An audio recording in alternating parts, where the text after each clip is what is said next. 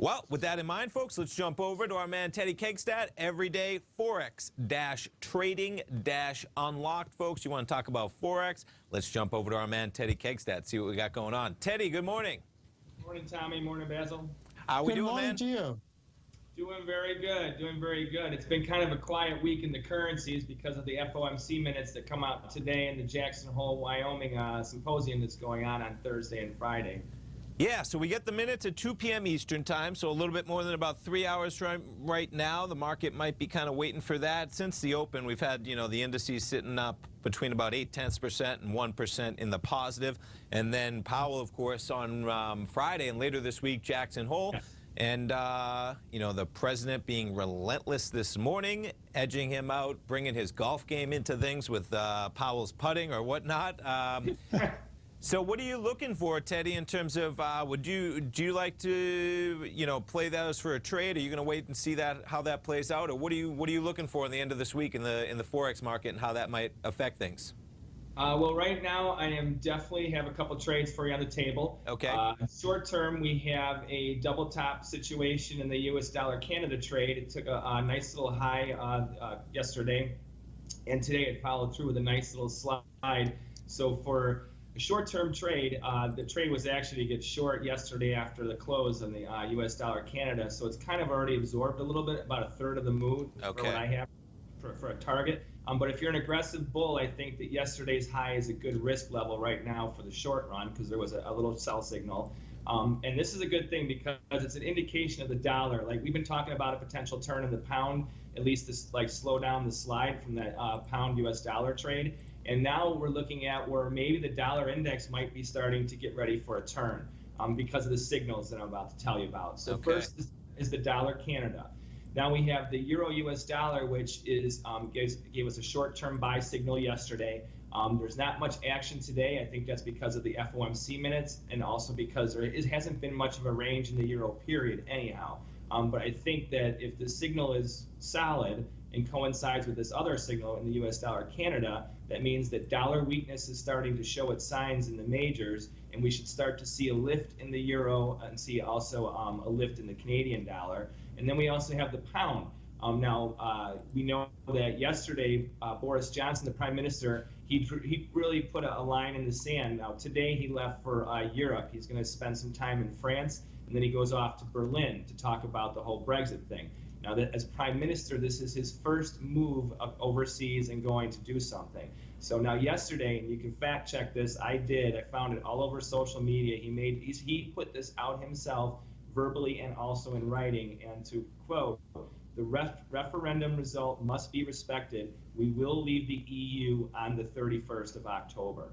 This is verbatim what he said. So that means that the pound right now, I think, is where it didn't get a lift when he first became Prime Minister. By him saying this, October 31st is now a deadline I think we can count on. So I think that's going to edge the dollar down. So I don't think any numbers can really support the dollar right now unless there's some really big change in perspective on something. And I think we're going to start to see an edging of the dollar index coming off over the next week. It's pretty remarkable how long we've been talking about this Brexit deal. And you say October 31st, folks, it's August 21st. That's barely 70 days, which is nothing. When you think about the ramifications that could have. I mean, I saw reports, whether it was earlier this week, Teddy, talking about internal deliberations over in Britain, talking about some of the woes that they may deal with if they hit that hard Brexit. And maybe that's the line that they're going to take and just, overcome those obstacles as they hit them. Or maybe as you approach that deadline and there's 2 weeks out, right? Maybe some of that rhetoric begins to weaken. I don't expect that, but it'll be interesting to see as that deadline approaches, because at least I feel like that deadline might be a deadline that finally is a deadline versus all those arbitrary deadlines that just got extended, new prime minister, anything they could do to push that further into the future. But I think October 31st, right around the corner, we're going to find out one way or another. And, man, we might see some volatility as we really approach that deadline. Definitely. I'm with you on that. I just want to ask you, is there a level in the dollar where it would confirm for you that this is not just a short-term pullback in the dollar, but perhaps something deeper? Well, actually, I think what we have to really look at is the pound. I think that's going to be the indicator, because through all this dollar strength, the euro's been in a sideways range trade for 6 months now, basically, sideways to lower at best, okay? And it hasn't really reacted off of all of the news, all the things, while many currencies have been trending. If you look at the New Zealand dollar, US dollar, it is continuing its bearish trend and probably will until November because they have 2 more rate cuts on the table. So that's almost a guaranteed trend-wise. The US dollar yen trade has been definitely bearish for a while. That's going to continue because the Bank of Japan is not going to, they're not changing their footing. They drew a line in the sand a while ago. So, and here's the thing to really look at. The yen has been strong against the dollar for months. The trend is there. No one can deny that. The US dollar Swiss, the trend is also there. The Swiss is strong. So if you have these 2 lesser major currencies that are strong against the dollar, and all of a sudden you start to have a leg up in the pound, the dollar has to come back. It has to start to correct. I see. So the pound for you right now, that's kind of the swing. That's the most important currency that would actually be the influence either to confirm the rally in the other markets, or it'll perhaps fail, and that'll be important as well. And the pound has already bottomed in other markets. Like if you look at the euro pound, the euro has been trending so hard against the pound for a while, and especially in the last month and a half. But markets come in like they, or go out like they come in.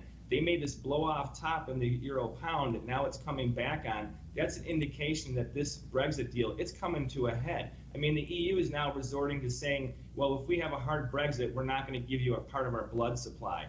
I think that's kind of a chokehold that, do you really want to go there? You're going to try and keep someone from maintaining their own sovereignty by saying, well, we're going to cut off your blood supply? That's not an economic type of tactic at all. That's a totally different type of tactic. Good point. Pretty remarkable.